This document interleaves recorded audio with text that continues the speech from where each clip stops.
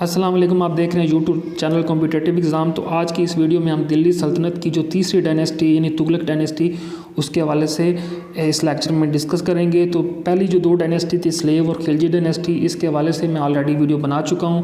अगर अभी तक आपने नहीं देखी तो डिस्क्रिप्शन में लिंक मौजूद है, आप वहां पे जाके देख सकते हैं।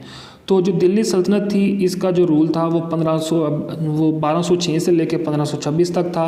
इसको दिल्ली सल्तनत इसलिए कहते थे जितनी भी डायनेस्टीज थी, जितने भी सुल्तान थे, ये दिल्ली में बैठ के पूरे इंडिया पे हुकूमत करते थे, तो इसलिए इनको दिल्ली सल्तनत का नाम दिया गया था। दिल्ली सल्तनत की जो सबसे ज़्यादा लंबी डायनेस्टीज थी, जिसने सबसे ज़्यादा लंबे अरसे तक रूल किया था, वो थी तुगलक डायनेस्टी ने 1320 से 1412 तक रूल किया था। और खिलजी डायनेस्टीज़ ने सबसे ज़्यादा कम अरसे तक रूल किया था। और ये जो पहले चार डायनेस्टीज़ हैं स्लेव, खिलजी, तुगलक और सैयद, ये तुर्किश ओरिजिन के लोग थे। और जो लोधी डायनेस्टीज़ है ये अफ़गान ओरिजिन के लोग थे। तो जो तुगलक डायनेस्टीज़ हैं इसके जो तीन इंपॉर्टेंट रूलर्स हैं ये बहुत ही अहम है और अमूमन एग्ज़ाम्स में इन्हीं के हवाले से ही पूछा जाता है। और ये तीन ही आज हम डिस्कस करेंगे और वीडियो के एंड पे हम इनके रिलेटेड MCQs भी पेपर के पॉइंट ऑफ व्यू से देखेंगे। तो तुगलक डायनेस्टीज़ के जो फाउंडर थे उनका नाम था गयासुद्दीन तुगलक। इन्होंने 1320 से 24, फिर मोहम्मद बिन तुगलक, इन्होंने 1324 से 51, फिर फिरोज शाह तुगलक, इन्होंने 1351 से 88 तक रूल किया था। और इनके बाद जितने भी सुल्तान आए उन्होंने बहुत कम अरसे तक रूल किया था, इसलिए ये तीन बहुत ही इम्पोर्टेंट हैं। तो जो तुगलक डायनेस्टीज़ हैं, आप मैप देख सकते हैं कि ये दिल्ली डायनेस्टीज़ की दिल्ली सल्तनत की बहुत ही अहम डायनेस्टीज़ हैं। इनके दौर में इन्होंने अपना एरिया बंगाल और साउथ इंडिया तक एक्सपेंड कर दिया था। तो जो तुगलक डायनेस्टीज़ के जो फाउंडर थे उनका नाम था गाजी मलिक तुगलक, जिन्होंने 1321 में इस डायनेस्टीज़ पे हुक्मरानी की थी। तो जब वो हुक्मरान बने तो उन्होंने अपना टाइटल गयासुद्दीन तुगलक अपनाया और ये तारीख़ में गयासुद्दीन तुगलक के नाम से मशहूर हैं। और इनका असल नाम गाजी मलिक तुगलक था। तो जो तुगलक डायनेस्टीज़ हैं वो सबसे ज़्यादा अरूज मिला था मोहम्मद बिन तुगलक के दौर में, जो इससे के बाद आए थे। उन्होंने 1330 से 35 तक रूल किया था।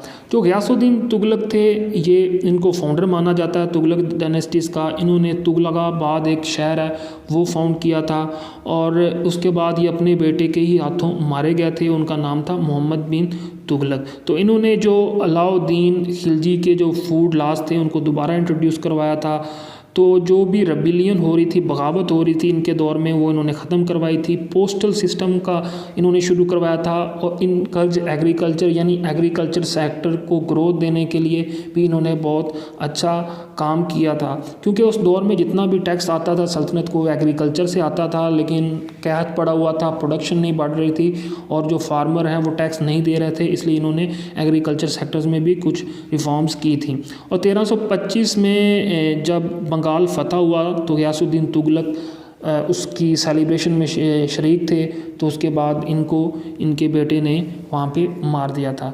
तो जो गाजी मलिक हैं, जो गयासुद्दीन मलिक हैं, इनका असल नाम था गाजी मलिक। और इन्होंने जो खुसरू खान खिलजी डायनेस्टीज़ के आखिरी सुल्तान थे उनको तख्ते से हटा दिया था और उसके बाद ये तख्ते पे इन्होंने अपना कब्ज़ा कर लिया था। और उसके बाद इन्हीं के बेटे ने मोहम्मद बिन तुगलक ने गयासुद्दीन तुगलक को तख्ते से हटा दिया था। तो जो मोहम्मद बिन तुगलक है इनके हवाले से आपने अक्सर सुना होगा, इनको वाइस फूल, पढ़ा लिखा जायल, मूर्ख राजा भी कहा जाता है। वो इसलिए कहा जाता है कि ये जो पॉलिसी इम्प्लीमेंट करते थे वो सही तरीक़ा से इम्प्लीमेंट नहीं होती थी। जो ये सोचते थे वो सही तरीके से इम्प्लीमेंट नहीं कर पाते थे और कुछ ही बाद अपने डिसीजन को दोबारा वापस ले लेते थे। और इसकी वजह से जो इसकी सल्तनत के लोग हैं वो इससे बहुत ज़्यादा तंग थे। क्योंकि मोहम्मद बिन तुगलक जितने भी सुल्तान हैं उसमें सबसे ज़्यादा पढ़े लिखे एजुकेटेड थे, लेकिन इनके साथ मसला ये था कि ये अपनी पॉलिसी को सही तरीके से इम्प्लीमेंट नहीं कर पाए। बड़े तजर्बे इन्होंने किए और बार बार अपने डिसीजन चेंज ये करते थे। तो इनका असल नाम था जूना खान। और जब ये इक़्तिदार में आए यानी इन्होंने सल्तनत के सुल्तान बने तो इन्होंने अपना टाइटल मोहम्मद बिन तुगलक अपनाया था। तो इन्होंने बहुत ज़्यादा एडमिनिस्ट्रेटिव और पॉलिटिकल रिफॉर्म्स की थी। सबसे पहले इन्होंने काम क्या किया कि इन्होंने दोआब रीजन के अंदर एग्रीकल्चर टैक्स लगा दिया, यानी जितने भी एरियाज़ रिच हैं एग्रीकल्चर में, तो इन्होंने एग्रीकल्चर पे टैक्स लगा दिया। उस दौर में कैद पड़ा हुआ था और जो जितने भी फार्मर्स थे वो अपनी फसल सही तरीके से काश्त नहीं कर पा रहे थे। कैद की वजह से उन्हें बहुत से मसाइल थे। बजाय कि उनकी हेल्प करने के लिए इन्होंने उल्टा अपना रेवेन्यू बढ़ाने के लिए टैक्स लगा दिया था। दोआब कहते हैं दो दरियाओं के दरमियान का जो एरिया होता है उसको दोआब कहते हैं। जो जितना भी ये सेंट्रल पंजाब है या नॉर्थ पंजाब है या इंडियन पाकिस्तानी पंजाब है, ये सारा दोआब का रीजन था। तो इन्होंने इस पे टैक्स लगा दिए और इन्होंने इतने ज़्यादा हैवी टैक्स लगाए कि जो फार्मर्स थे वो अनएबल थे उन टैक्सेस को पे करने के लिए, और वो अमूमन जंगलों को फ़रार हो जाते थे रिमोट एरियाज़ में, ताकि इसकी आर्मी के लोग आके उन्हें पकड़ ना सकें। तो उसके बाद इन्होंने क्या काम किया, इन्होंने दिल्ली को कैपिटल बनाने की बजाय देवगिरी ये शिफ्ट हो गया। देवगिरी साउथ इंडिया में था। इनके ख्याल में ये साउथ इंडिया में बैठ के पूरे हिंदुस्तान पे अच्छी तरह हुकूमत कर सकते हैं। तो इन्होंने ऐलान किया कि मैं देवगिरी को अपना कैपिटल बना रहा हूँ, लिहाजा दिल्ली से सारे लोग, आम लोग भी और जितने भी गवर्नमेंट ऑफिशियल्स है वो सारे देवगिरी मूव हों। तो देवगिरी जब सारी दिल्ली के लोग मूव हो रहे थे तो बहुत ज़्यादा लोगों की डेथ हो गई थी। और कुछ अरसे बाद जब इनको लगा कि ये देवगिरी में बैठकर भी पूरे हिंदुस्तान को कंट्रोल नहीं कर पा रहे, तो इन्होंने अपने डिसीजन को बदला और दोबारा दिल्ली को कैपिटल बनाया। इसलिए इनको मूर्ख राजा, मैड मोनार्क और मिक्सचर और ऑपोजिट इस तरह के लक़ब इनके हवाले से मशहूर हुए कि पहले ये एक डिसीजन लेते थे, फिर इम्प्लीमेंट नहीं होता था, फिर उसको रिवर्स कर देते थे। उसके बाद इन्होंने क्या किया, इन्होंने कॉपर करेंसी इंट्रोड्यूस करवाई। इससे पहले सोने और चांदी के सिक्के थे, सोने और चांदी पे खर्चा ज़्यादा होता था। खर्चा बचाने के लिए इन्होंने कॉपर करेंसी इंट्रोड्यूस करवाई। कॉपर करेंसी को इन्होंने इक्विवेलेंट कर दिया सोने और चांदी की वैल्यू के मुताबिक। उसके बाद क्या हुआ, लोगों ने घरों में कॉपर की करेंसी बनाना शुरू कर दी और उसकी वजह से ये पता नहीं चलता था कि सही करेंसी कौन सी है और जो 2 नंबर करेंसी है वो कौन सी है, क्योंकि इन्होंने करेंसी के अंदर ऊपर कोई कोई लोगो को नहीं बनाया था। इसलिए असल और नकल में फ़र्क करना मुश्किल हो गया था। तो बाद में इन्होंने ही अपने डिसीजन को रिवर्स किया और कॉपर करेंसी को ख़त्म कर दिया। इन्होंने ऐलान किया जिस बंदे के पास जितने भी कॉपर के सिक्के हैं वो लेके आए, उसको उन सिक्कों को उतने ही यानी सोने और चांदी के सिक्के दिए जाएंगे। यानी जितने सिक्के आपके पास कॉपर के हैं उसी मालियत के सोने और चांदी के सिक्के आपको दिए जाएंगे। तो इसकी वजह से इसको बहुत मुश्किलात हुई और इन्होंने कॉपर करेंसी को ही ख़त्म कर डाला। तो मोहम्मद बिन तुगलक ने 3,70,000 की एक आर्मी तैयार की। इन्होंने कहा था कि मैं तुगलक डायनेस्टीज़ को एक्सपेंड करना चाहता हूँ ताकि आज का जो ईरान है, इराक का इलाका है वो मैं फ़तह करूँ। तो इन्होंने 1 साल तक 3,70,000 फ़ौज को ट्रेनिंग दी, इतना खर्चा उन पे किया। और जब बारी आई फ़ौज को कि वो अटैक करे तो किसी ने इसको बताया कि आप ऐसा ना करें, पहले आप सब कॉन्टिनेंट में अपनी तुगलक डायनेस्टीज़ को जो बगावतें हो रही हैं उसको संभालें, उसके बाद यहाँ से बाहर जाने का सोचिएगा। तो इन्होंने फिर अपना डिसीजन रिवर्स कर लिया। तो इसलिए इन्हें मैड मोनार्क भी कहा जाता है कि पहले ये कुछ डिसीजन लेते थे, फिर सही तरीके से इम्प्लीमेंट नहीं करते थे और फिर वापस ले लेते थे। तो इन्होंने अपने दौर के अंदर एक एग्रीकल्चर डिपार्टमेंट बनाया था ताकि दीवाने कोई के नाम से कि वो जितने भी टैक्सेस हैं वो रेवेन्यू के अफेयर्स को देखे। तो मोहम्मद बिन तुगलक ने सिर्फ 25 साल रूल किया और 25 साल में 30 बगावतें हुई इनके खिलाफ। और उनकी मेन वजह ये थी कि लोग बहुत तंग थे कि ये जो डिसीजन ले रहे हैं लोगों को उनका कोई फ़ायदा नहीं हो रहा, बल्कि ये एक्सपेरिमेंट पे एक्सपेरिमेंट किए जा रहे हैं। बजाय इस चीज़ के बावजूद कि ये बड़े एजुकेटेड पढ़े लिखे इंसान थे, लेकिन ये अपनी पॉलिसी को सही तरीके से इम्प्लीमेंट नहीं कर सके। इसलिए हिस्टोरियन इन्हें mixture of opposite mad monarch भी कहते हैं। और जो इब्ने बतूता थे, जो एक मोरक्कन फेमस ट्रैवलर थे, वो भी इन्हीं के दौर में ही सब कॉन्टिनेंट में आए थे।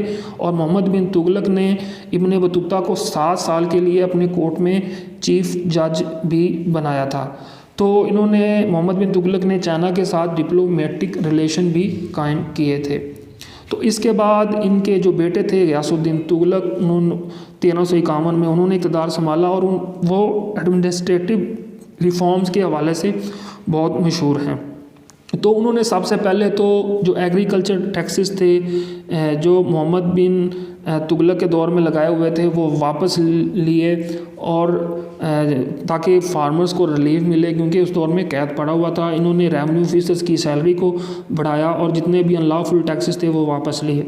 तो इन्होंने 4 तरह के उसके बाद रिफॉर्म्स की। उसके बाद इन्होंने 4 तरह के टैक्सेस लगाए, जिसमें खर्च, खमस, जिजिया और ज़कात हैं। खराज जो है वो 1/10 है, यानी अगर आपके पास जितनी भी ज़मीन है, अगर आप नेचुरल तरीके से काश्त कर रहे हैं तो उसका 10वां हिस्सा आप एज अ टैक्स स्टेट को देंगे। जो खमस है, इसमें ये होता था कि जो माल गनीमत होता था उसका एक हिस्सा स्टेट को जाता था और 4 हिस्से जो हैं उसके आर्मी के अंदर बांट दिए जाते थे। तो जो जिजिया है ये नॉन मुस्लिम पे लगाया जाता था जो मुस्लिम स्टेट में रहते थे, और इसके एवज़ उन्हें प्रोटेक्शन दी जाती थी जानो माल की, कि वो अपनी मज़हब के मुताबिक अपनी ज़िंदगी गुजारें। तो जिजिया सिर्फ नॉन मुस्लिम पे ही लग सकता है। ज़कात जो है, ज़कात का सिस्टम ये था कि जो पैसे वाले मुसलमान हैं वो 2.5% सालाना के हिसाब से ज़कात दें। तो ये 4 तरह के टैक्सेस फ़िरोज़ शाह तुगलक ने लगवाए थे। याद रखें, जिजिया सबसे पहले कुतुबुद्दीन ऐबक ने लगवाया था, जो स्लेव डायनेस्टीज़ के पहले सुल्तान हैं, जिनको फाउंडर भी कहा जाता है दिल्ली सल्तनत का। उसके बाद फ़िरोज़ शाह तुगलक ने उसको ज़्यादा एक्सपेंड किया और उसकी इम्प्लीमेंट करवाया। फिर ये अकबर के दौर तक चलता रहा और फिर अकबर ने जिजिया को ख़त्म कर दिया, और अकबर के बाद औरंगज़ेब ने ये जिजिया दोबारा लगवा दिया था। तो जो फ़िरोज़ शाह तुगलक हैं, इन्होंने एडमिनिस्ट्रेटिव जो रिफॉर्म्स की थी, इन्होंने नहरों का एक बहुत बड़ा नेटवर्क बनाया था कि क्योंकि एग्रीकल्चर की ग्रोथ चाहते थे, कि एग्रीकल्चर सेक्टर्स को बहुत ज़्यादा मसाइल थे। तो पानी की किल्लत दूर करने के लिए इन्होंने सबसे ज़्यादा नहरों का नेटवर्क बनाया, और इन्होंने तकरीबन 300 के करीब मुख्तलिफ शहर बनाए। इन्होंने आर्किटेक्चर पे बहुत ज़्यादा काम किया था, और उसके बाद इन्होंने ब्राह्मण्स पे भी जिजिया लगा दिया था। और कुछ इन्होंने सोशल रिफॉर्म्स किए थे, कुछ इन्होंने डिपार्टमेंट बनाए थे, जिसमें एक दारुशफ़ा यानी एक हॉस्पिटल था जहाँ पे गरीबों का फ्री इलाज होता था। फिर एक दीवान खैरात, यानी इसे मैरिज ब्यूरो कहते थे, कि जो लोग शादियाँ नहीं करवा सकते अपने बच्चों और बच्चियों की, यहाँ पे आते थे और ये उनको हेल्प आउट करते थे। और एम्प्लॉयमेंट ब्यूरो, यानी ये देखना कि रियासत के अंदर कितने लोग एम्प्लॉयमेंट, कितनों के लोगों को मिली या नहीं मिली, उस हवाले से ये काम करते थे। और उसके बाद इन्होंने एक फ़ाइनेंशियल एड के लिए भी एक दीवाने इस्तकाक भी बनवाया था, ताकि गरीब लोगों को फ़ाइनेंशियल एड दे सकें। और उसके अलावा ये रोकते थे कि जो औरतें हैं वो बुज़ुर्गों के मज़ारात पे ना जाएं। तो फ़िरोज़ शाह तुगलक ने ये कुछ रिफॉर्म्स की थी। तो फ़िरोज़ शाह तुगलक की एक ऑटोबायोग्राफ़ी है, फतूहात फ़िरोज़ शाही, जो इन्होंने लिखी थी। और उसके अलावा एक मशहूर हिस्टोरियन है ज़ियाउद्दीन बर्नी, वो भी इन्हीं के दौर से ताल्लुक़ रखते हैं। और उसके बाद इन्होंने बहुत ज़्यादा जो संस्कृत की जो बुक्स थी उनको पर्शियन लैंग्वेज में ट्रांसलेट किया था, क्योंकि उस ज़माने में जो लैंग्वेज थी वो पर्शियन थी, और संस्कृत जो है ये हिंदुओं की पुरानी लैंग्वेज थी। जो जितनी भी मेडिसिन, साइंस और आर्ट्स की बुक्स थी, इन्होंने उसको पर्शियन लैंग्वेज में ट्रांसलेट किया। एक कुतुब थी फ़िरोज़ शाही, जो फ़िज़िक्स लैंग्वेज, जो फ़िज़िक्स लिटरेचर की बुक थी, उसको बहुत ज़्यादा इम्पोर्टेंट माना जाता था, और ये इसी के ज़माने में ही इसकी ट्रांसलेशन हुई थी, और ये फ़िज़िक्स के हवाले से थी। तो 1398 में जो अमीर तैमूर थे, उन्होंने हमला किया तुगलक डायनेस्टीज़ पे। और उस वक्त जो तुगलक डायनेस्टीज़ के सुल्तान थे वो थे नासिरुद्दीन मोहम्मद तुगलक। तो उन्होंने बहुत कम अरसे में इनको हरा दिया था। सिर्फ कहते हैं कि 3 घंटे के अंदर उन्होंने दिल्ली पे कब्ज़ा कर लिया था, और जितने भी दिल्ली में लोग थे सबको मरवा दिया था। जो अमीर तैमूर थे ये मंगोलों के ख़ानदान से थे, सेंट्रल एशिया पे हुकूमत करते थे, और इन्हें किसी ने बताया था कि दिल्ली में बहुत ज़्यादा ख़जाना है, इसलिए इन्होंने दिल्ली पे अटैक कर दिया था। और जो अमीर तैमूर हैं, इनके हवाले से कुछ बातें बड़ी मशहूर हैं। जो इनका मज़ार है, ये मंगोल थे, बाद में मुसलमान हो गए थे, और इनका जो मज़ार है वो समरकंद उज़्बेकिस्तान में है। और इनकी कब्र में ये लिखा हुआ है तख्ते पे कि जब मैं ज़िंदा होऊंगा तो दुनिया कांप जाएगी, और जो भी मेरी कब्र की बेरुमती करेगा उस पर मुझसे भी ज़्यादा सख्त हमलावर हमला करेंगे। और 2 दफ़ा ऐसे इत्फाकन हुआ भी, जब नादिर शाह ने इसकी कब्र से कुछ चीज़ें उठवाई थी, कोई पत्थर वगैरह, और बाद में नादिर शाह पे भी बड़े अटैक हुए। तो फिर उसको लोगों ने कहा कि आप वापस रखवा दें, तो उन्होंने वो पत्थर वापस रखवा दिया था। फिर 1941 में स्टालिन ने हुक्म दिया कि इसकी कब्र कुशाई करें। बहुत से लोगों ने स्टालिन को समझाया कि आप इसकी कब्र कुशाई मत करें, आप पे भी कोई ना कोई अजाब नाजल हो जाएगा। और इत्तफाकन ऐसा ही हुआ। जब 1941 में इसकी कब्र कुशाई की गई, उसके कुछ अरसे बाद हिटलर ने सोवियत यूनियन पे हमला कर दिया और फिर 1942 में स्टालिन ने हुक्म दिया कि इसको दोबारा दफना दें और फिर इस्लामी रसूमात के साथ इसको दोबारा दफना दिया गया। और दफनाने के कुछ अरसे बाद हिटलर को शिकस्त हुई और हिटलर से सोवियत यूनियन की जान छूटी। तो जो चीज़ें इसकी कब्र पे लिखी हुई थी वो सच साबित हुई। तो 1398 में इन्होंने दिल्ली को कैप्चर किया था। ये तुगलक डायनेस्टीज़ के दौर में आए थे। उस वक्त कौन सुल्तान थे? नासिरुद्दीन मोहम्मद तुगलक। बहुत ही इंपॉर्टेंट है और अक्सर पेपर में ये पूछ लिया जाता है।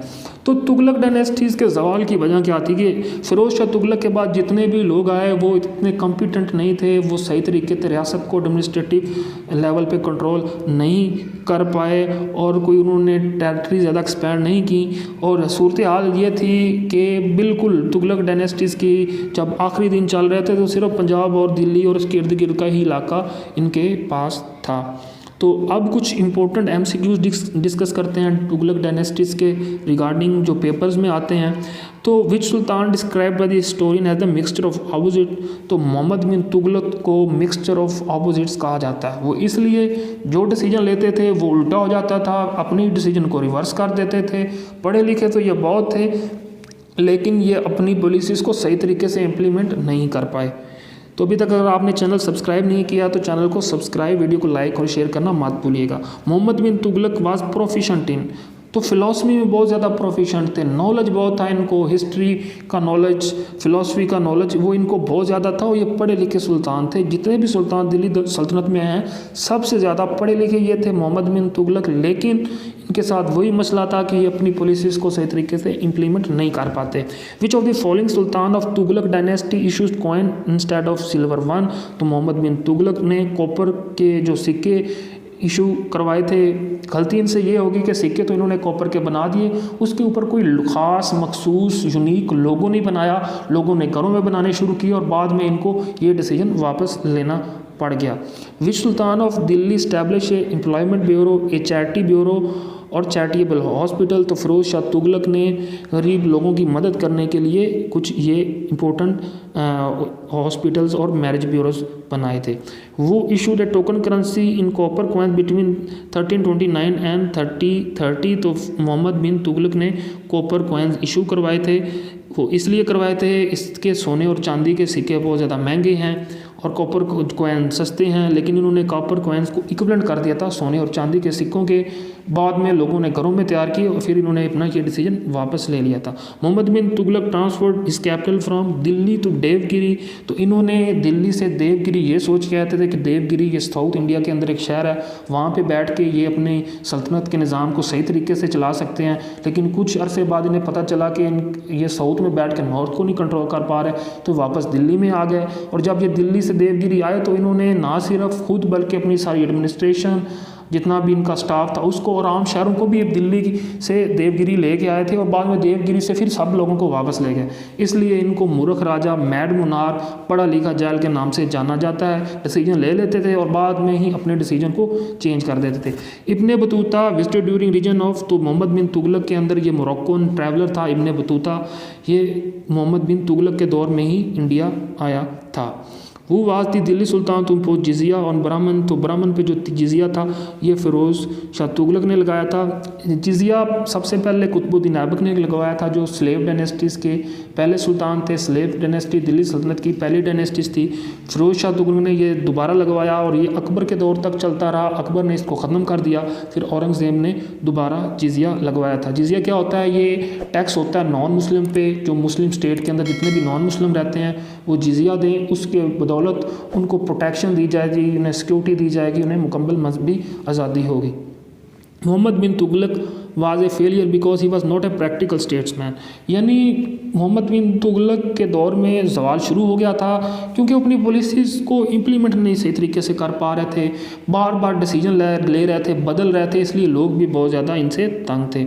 अमीर तैमूर इन्वेडेड इंडिया, तो 1398 में अमीर तैमूर ने इंडिया को पे हमला किया था और दिल्ली सल्तनत को पारा पारा कर दिया था। अमीर तैमूर मंगोलों की ख़ानदान से थे और बाद में जो बाबर जब आए थे पहले मुग़ल बादशाह 1526 में, तो उनका तअल्लुक़ भी अमीर तैमूर की नस्ल में से ही था।